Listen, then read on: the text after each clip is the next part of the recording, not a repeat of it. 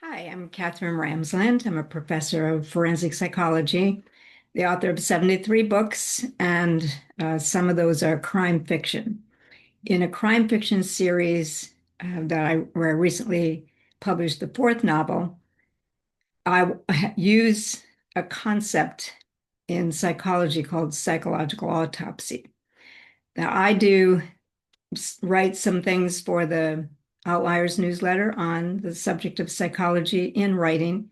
And I wanted to just talk a little bit about what I do with psychological autopsy because it's something I not only write about, but have participated in. So let me just say a few things because I just want to give a brief overview. This method was founded in the late 1950s into 1960s by Edmund Schneidman, who was doing a study of suicides in Los Angeles among drug users. And he was helping the Los Angeles County coroner. And they found a lot of suicide notes in the coroner's office. I think it was 721, and asked if they could use this for their research. They also formed these committees, these death investigation committees, for deaths that were not easily resolved in terms of manner of death. And manner of death is one of four, typically. It's called the Nash categories: natural accidents, suicide, and homicide. And if it doesn't fit one of those, obviously, then there are usually ambiguous elements to it that need to be sussed out. And in particular, the difference between a suicide and an accident, or suicide and homicide.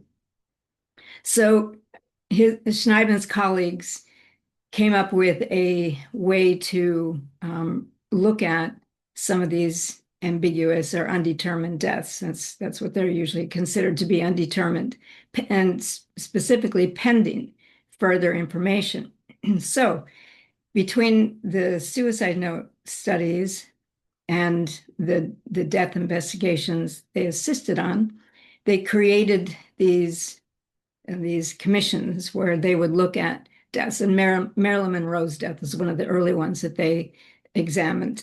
So they had, the coroner, they had detectives, they had other kinds of investigators, psychiatrists, psychologists, social workers, all kinds of people, depending on what needed to be done. And so in Ice Cream Man, the first novel that I have in my series, Annie Hunter, my protagonist, who runs a PI agency, is asked to look at a suicide note.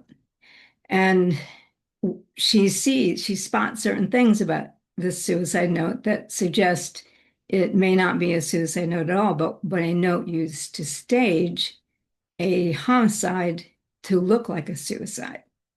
And she explains her procedure. These are things that I have done also for coroners and medical examiners. I've given a lot of talks on psychological autopsy to police, to coroners, medical examiners, and attorneys, just what it is and how it's used. And typically, the people who do these have psychological background, they have credentials. There is an association, the American Association of Suicidology, that has a lot of research and was actually founded by Schneidman. So typically somebody who's doing this kind of consulting will be a member of that organization and have access to the research and the journals and the network in that association. So Annie talks about the suicide note. She talks about the methodology of psychological autopsy. And in Ice Cream Man, in particular, of the four books, she has several deaths that she evaluates that either were miscalled as a suicide or homicide. And she has to look at those deaths to see what were the elements of staging. What would lead us to believe this isn't what the original death investigator determined. So she will have to do a lot of research on the decedent.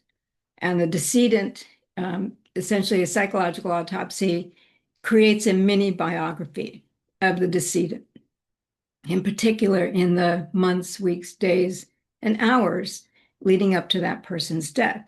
What were they worried about? Had there been past suicide attempts? Had they threatened suicide? How old were they? What kind of method did they use? Did they have access to that method? There are many things that go into a psychological autopsy, and I try to show the readers of that novel some of what I do. I've also written a textbook, The Psychology of Death Investigations, and half of it's devoted to psychological autopsy and half of it's devoted to behavioral profiling. They share things in common, specifically that victimology is key to the methodology. So I wanted to just talk about what that was and add it to my collection of videos here. One of the things that you need, and I actually have a whole list of things in my textbook, but certainly you need all relevant documents. Not all people leave a suicide note, but if a suicide note is there, obviously you want to look at it.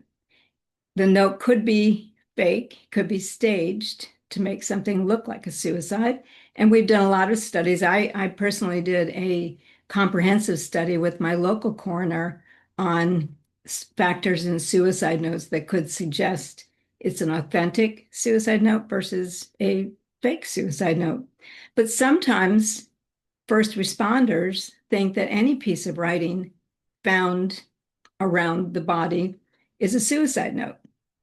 And we had one case in particular that it wasn't a suicide note. It was the person's poetry. And it was full of dark images, but turned out she actually had died of natural causes. So unfortunately, the police had told her family she had killed herself when that had not happened. So they caused undue stress and guilt and blame and horrible things because the assumption was made. I've had coroners say to me, anytime they find what is a suicide note, they just assume it was a suicide and they don't do a deep investigation. But if it's a staged suicide and was actually a homicide, now they have just let the person who killed the decedent have time to get away, possibly get away for good. So there's a lot involved in a death investigation, and especially one that there are some factors that look like maybe this isn't what it seems. There's one instance of a serial killer who killed two people and put a suicide note in the hand of one and had him take responsibility for the other. And the police accepted that note as authentic without doing a proper investigation. And the serial killer then went on to kill another person. So it's important to have this. And that's one of the reasons that I made my character, Annie Hunter, into a suicidologist. She's a forensic psychologist, so she does a lot of other things, but she's very specifically skilled in looking at death incidents that may or may not be suicides. And she talks about how she does this methodology. So I do it. I've done it a number of times for coroners, and I try to make it as authentic as possible. So thank you for listening.